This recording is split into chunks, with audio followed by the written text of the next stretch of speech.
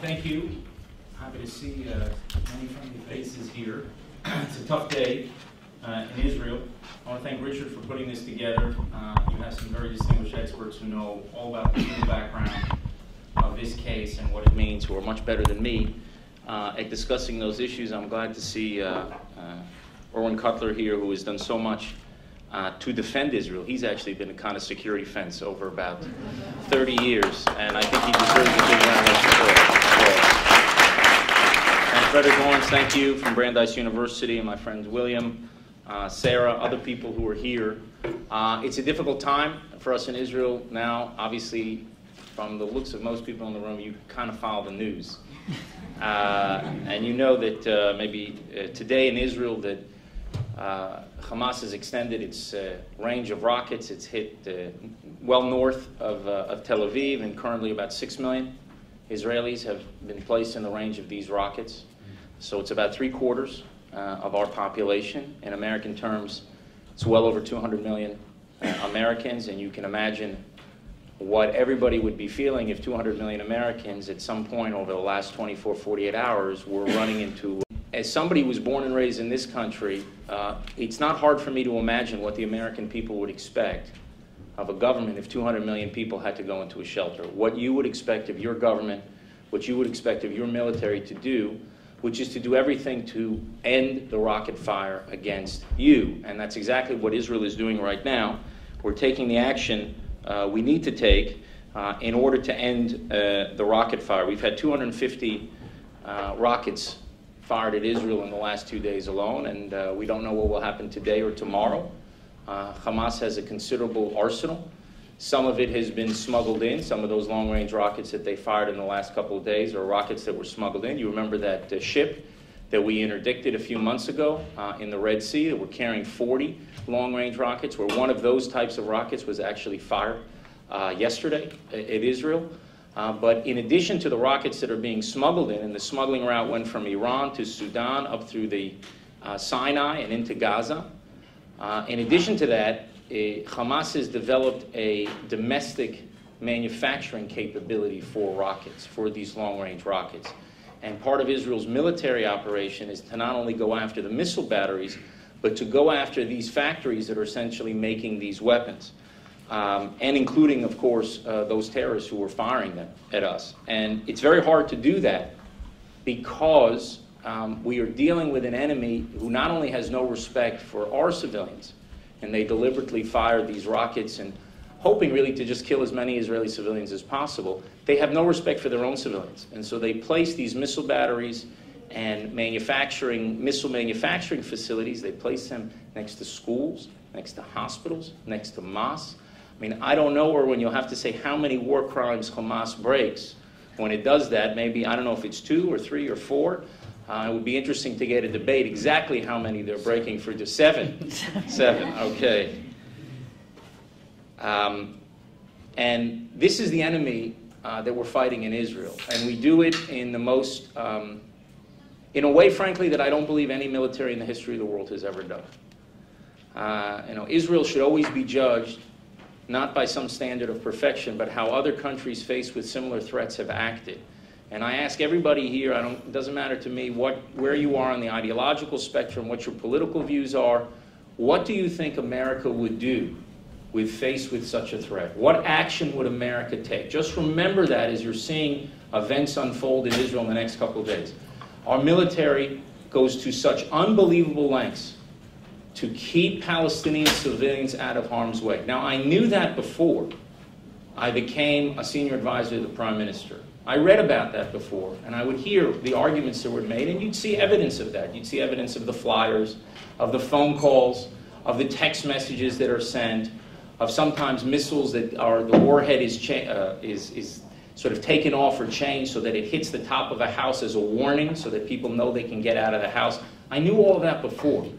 But until I was in the war room 18 months ago with the Prime Minister of Israel, I did not know the lengths that Israel goes to keep Palestinian civilians out of harm's way. So any allegation that there is any moral symmetry between Israel and Hamas, not only the fact that Hamas is a terror organization and we're a democratic society fighting it, but in the way we fight our wars. If there's any allegation, that has to be rejected. Because it would actually amaze you. It would probably even amaze Erwin. If you actually were in a war room and you would see how much international law plays a role in the decision-making and specific decisions of this attack against this particular target, and what our military, the equivalent of your JAG, what we do in Israel in order to make sure that we are abiding by international law and international norms. And I do not believe any country has fought wars the way that Israel, with the restraint that Israel has fought, and the efforts that it has made to keep Palestinian civilians out of harm's way. And I'm telling you as somebody who knows exactly what he says and how operations were not done because there were civilians. And sometimes you see that, visual of a video where a house is being hit. That's not for targeting purposes. That video is there to make sure that they're not civilians. And sometimes when a civilian, a little boy or something, I've seen this happen.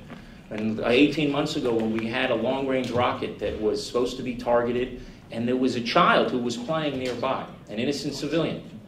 And they abandoned the operation because there was the innocent civilian. So we do everything to keep civilians out of harm's way. Unfortunately, because of the enemy we face, we're not perfect. And while we're hitting legitimate targets, sometimes unintentionally, innocent civilians are killed. But the difference between us and Hamas is that they want to kill as many as possible. The more people who are killed by Hamas action, the more they think that action is a success. When a single innocent civilian is killed, Israel considers it a failure. And the more innocent civilians are killed, the greater the failure. But I've heard now, I've been doing some interviews the last couple of days. I'll probably be doing a lot more in the days ahead. Someone asked me just recently, well, there's an asymmetry because, you have the Iron Dome, you have bomb shelters, and they are where they are. And it's, what does the world expect Israel to do exactly? To not defend itself? To allow rockets to fall on its territories? We have to defend ourselves. It's the responsibility of the Prime Minister. Every country that I know of, that I'm aware of, every historical example is of greater use of force than Israel is employing. We have a Prime Minister who's extremely responsible, extremely prudent with the use of force, but the objective that we have is very clear, to end the rocket attacks against Israel. And that's what we're going to do, and we're going to continue to maintain the very high standards that we have in Israel in fighting wars. And we employ both offensive and defensive measures in fighting war. And offensive measures is targeting the terrorists, those people, the commanders. You may have seen the video yesterday of people, terrorist commandos that tried to storm a beach and would have maybe committed a real massacre against civilians in a nearby kibbutz. We took action against them. We take action against the missile batteries. We take action against these missile manufacturing capabilities. Those are all offensive actions. We also have defensive actions. We have civilian defense, which is people going and paying attention to our home front command and listening to it because it saves a lot of lives. In the last conflict, pillar of defense, unfortunately, at one point, an Israeli civilian, did not listen to the Israeli home front command and went to see the rockets. And because they were looking, the rockets, they were killed by shrapnel. So Israelis are pretty disciplined at doing what they have to do to abide by the instructions of our home front command. Very disciplined, and I have to say, enormously patient.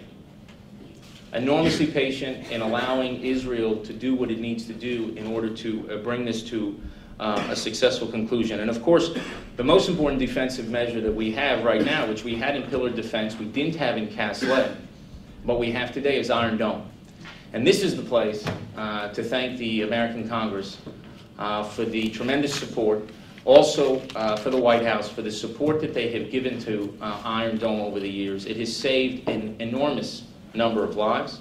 And it's been a huge investment in peace also, because if we don't have Iron Dome, then it means that Israel has to take action as missiles are landing in these built-up areas, and many more people would die. We'll have to take much tougher action and much faster than would otherwise be the case. And the faster you have to move sometimes, that's when you get into a situation where maybe more innocents will be killed than if you do something that is much more calibrated and can do it the time and pace where you think is necessary for your military to achieve an objective.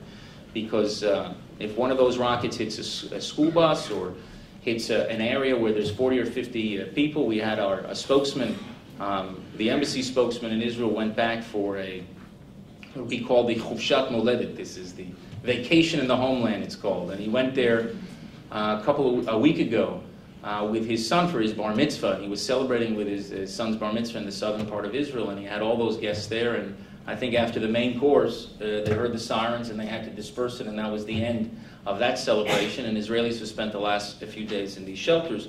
But Iron Dome gives people an enormous amount of confidence, and it helps also strengthen the resolve of the Israeli people, because they know when these rockets are coming that the Iron Dome is actually knocking many of them down. It's an enormously effective device. I remember a year and a half ago, right after the war, people were questioning whether Iron Dome works. And I read a couple of articles about that it was some sort of spin.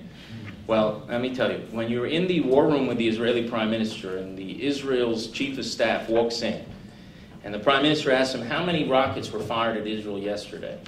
How many did we engage with Iron Dome? Because as you know, Iron Dome doesn't engage everything. If it's not going to hit a built-up area where civilians are, then we don't actually fire the interceptor to meet it. So he asked him how many were fired, how many did we engage, how many did we hit? When the Israeli Prime Minister asked that to the Chief of Staff of Israel's army, that's what I call the no-spin zone. And I can assure you that Iron Dome works, and it works brilliantly. And right now it's protecting a lot of lives. So we are grateful for the support we've had in order to have this Iron Dome, and we have to employ these offensive and defensive measures in order to bring this, as I said, to the end of the rocket attacks against Israel, and that could happen immediately. All that has to happen is Hamas has to stop firing at Israel. The Prime Minister of the last few days, in fact, in face of enormous pressures within Israel, said that if Hamas will stop firing, he said quiet will be met with quiet. And he did that for a day, he did it for another day, and Israel got 40 rockets and 50 rockets and 100 rockets.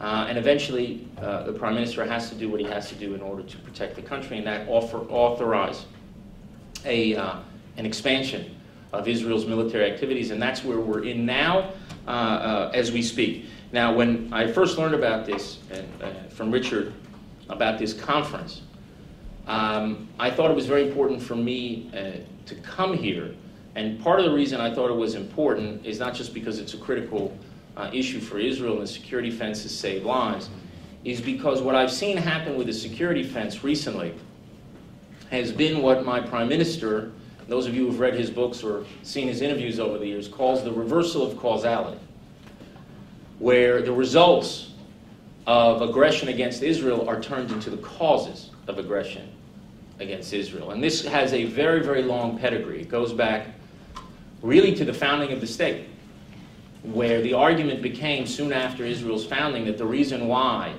the Arab states who were at war with Israel at the time were fighting Israel was because of the refugees. Now, of course, everybody knows the refugees came as a result of the refusal, or people should know, I should say, of the refusal of basically both the Palestinian Arab leadership and the wider Arab leadership to accept a solution which everyone hails as the solution today of two states for two peoples. That was the UN resolution in 1947. It was a Jewish state. People didn't have qualms about saying it then. A Jewish state and an Arab state.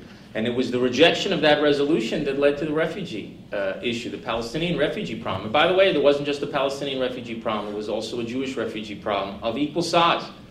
But the Jews on a tiny strip of land with very little resources essentially doubled the size of their population in short order in a couple of years. You look, I know a big debate now today is immigration and how you deal with it.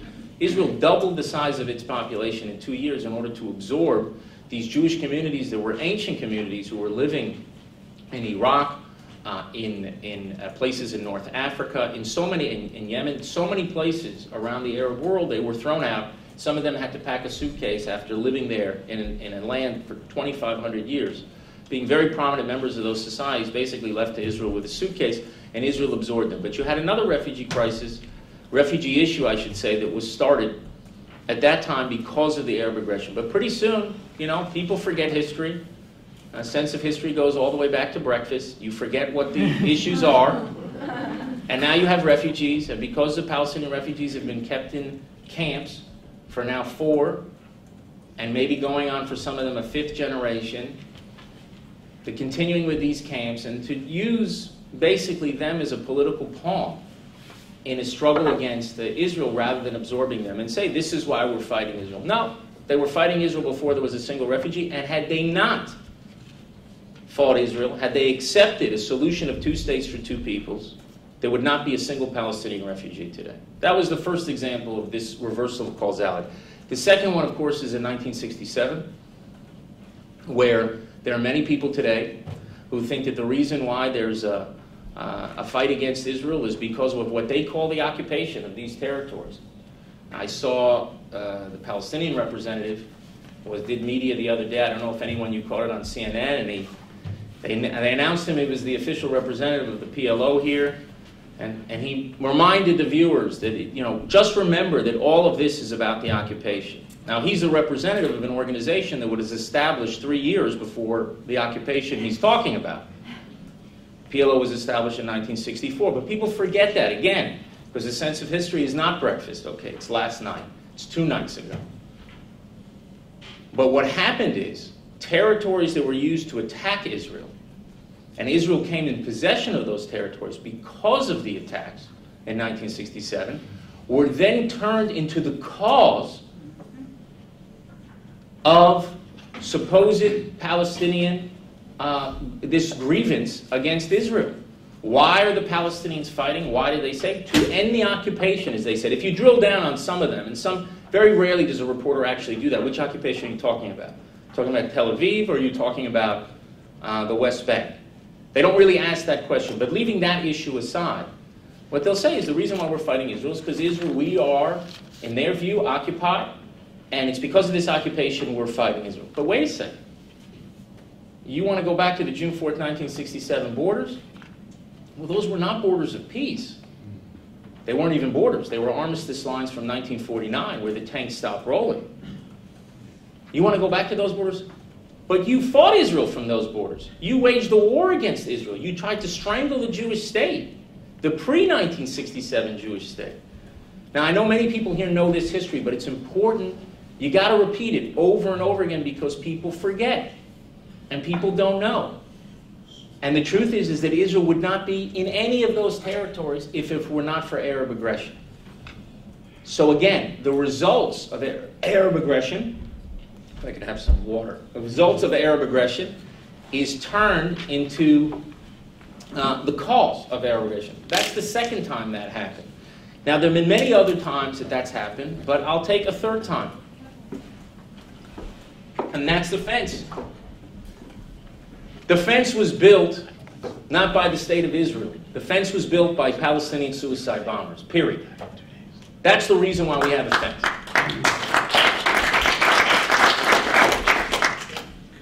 We had to take action to protect our civilian population. You had a situation where people could get up in the morning, could strap a suicide vest, and to walk right into Israel, walk from Kalkilia into Kfar Saba, to walk onto a bus, to walk into a restaurant, pretty much unimpeded, and to blow themselves up. And Israel decided that it had to take action, again, offensive action and defensive action. The operation then was called Operation Defensive Shield, which was launched in April 2002. And that followed the worst wave of terrorism that Israel has faced in our history.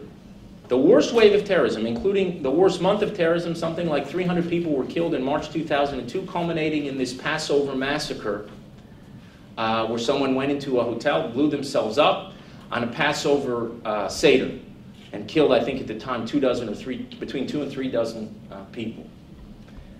And then Israel had this crazy idea that a good way to fight terrorism is actually to fight it.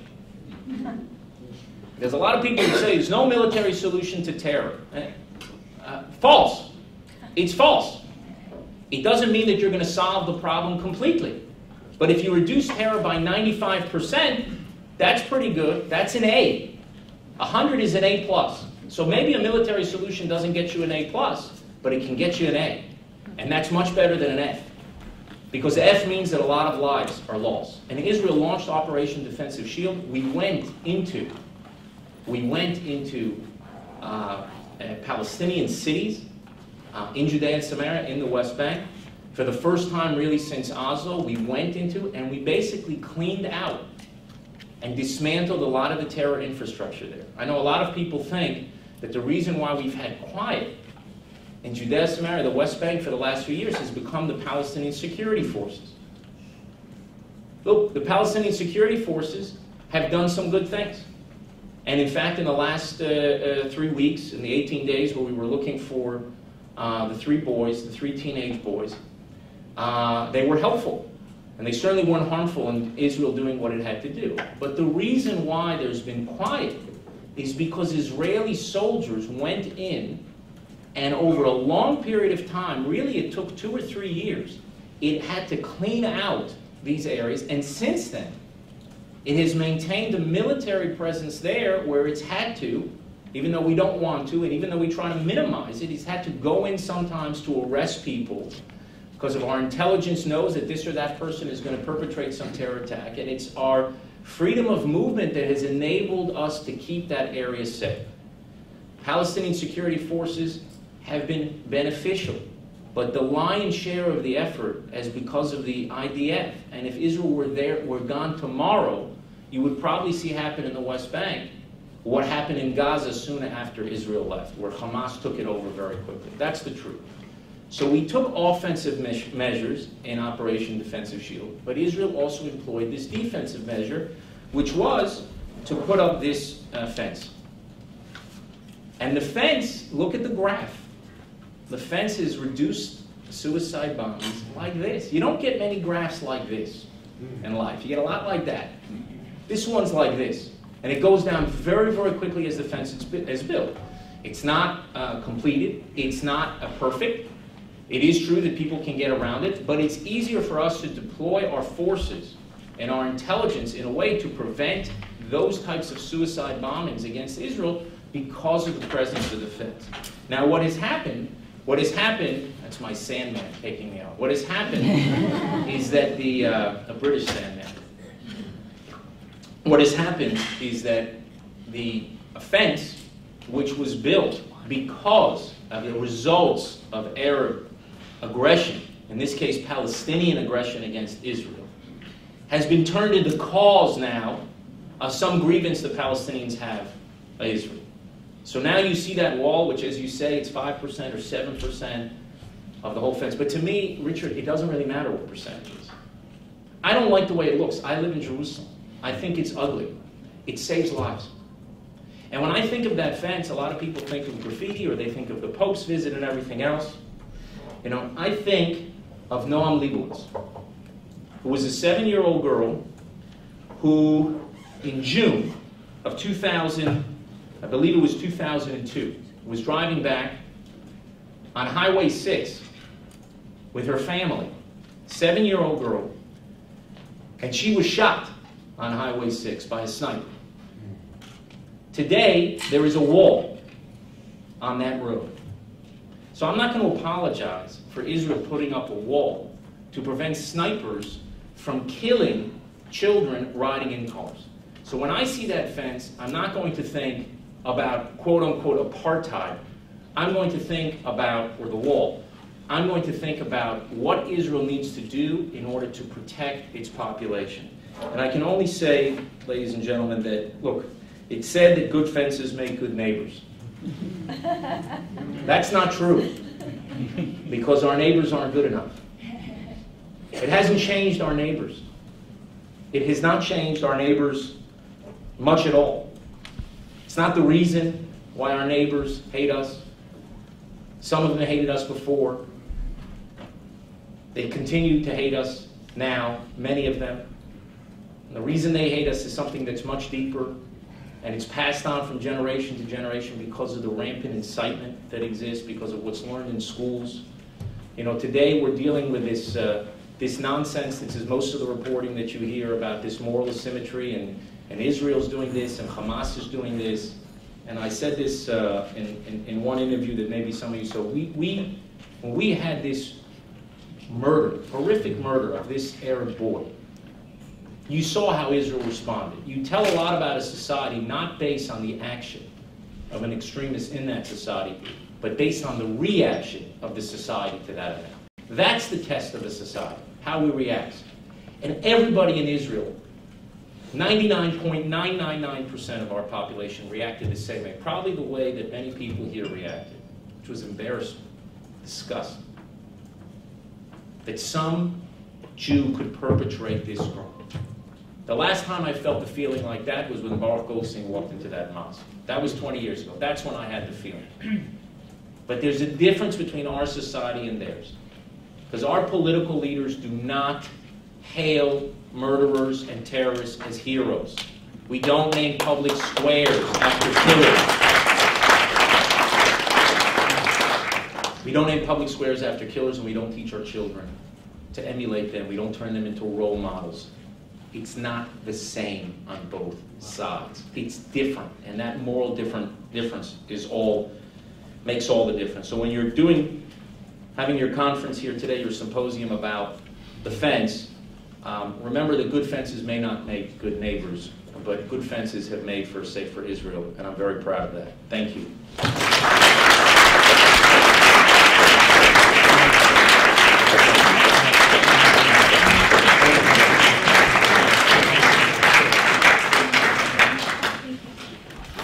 Mr. Ambassador, thank you very much. We know you have a briefing with the leadership at the Conference of Presidents of Major American Jewish Organizations beginning right now. I would like to invite to the podium our special invited guest today for informal remarks. We have been joined by the presidents